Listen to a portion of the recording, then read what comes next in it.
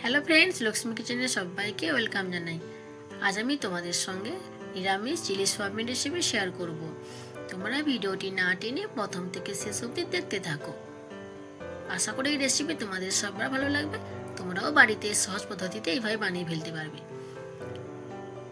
প্রথমে দেখো, আমি সোয়াবিনগুলোকে লবণ জল দিয়ে ভালো করে সেদ্ধ করে হাতের মধ্যে চেপে চেপে জল বার করে দিয়েছি। এরপর এখানে আমি নিয়েছি 1 চামচ হলুদ গুঁড়ো, 1 চামচ লঙ্কার গুঁড়ো, আর দেবো স্বাদ মতো লবণ, আর 1 চামচ কর্নফ্লাওয়ার, আর 1 চামচ বেসন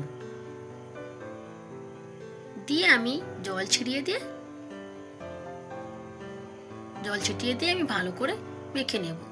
মাখানো হয়ে গেছে। এবার আমি কড়াইতে তেল দিয়েছি।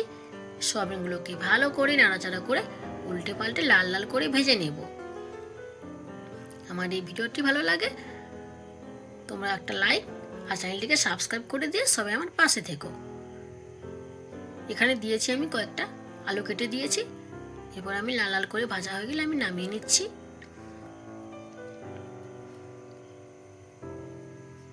এরপর আমি কড়াইতে দিয়ে দেব তেল। প্রথমে দিয়ে দিলাম ফোড়ন, এরপর দিয়ে দেবো সামান্য আদা কুচি, কয়েকটা কাঁচা লঙ্কা চেরা, একটু ভালো করে নাড়িয়ে নিচ্ছি।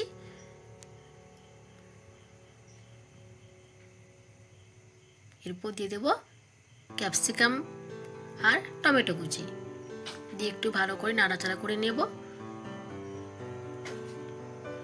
এরপর দিলাম লঙ্কার গুঁড়ো, হলুদ গুঁড়ো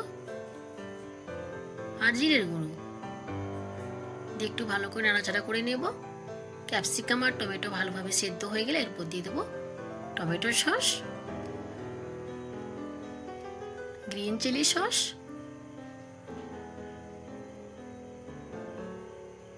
আর দিয়ে দেবো সয়া সস দিয়ে আমি ভালো করে একটু নাড়াচাড়া করে নেব।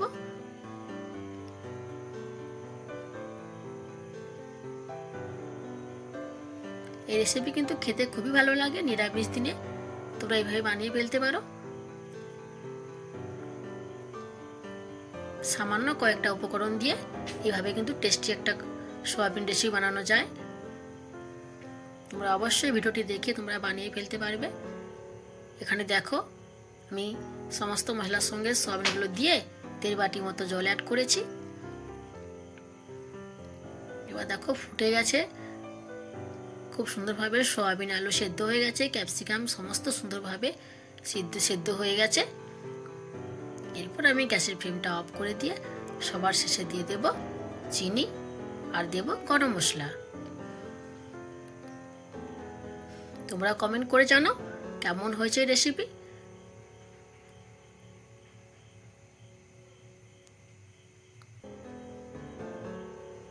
আজকের এই পর্যন্ত। সবাই ভালো থেকো। সবাইকে নমস্কার।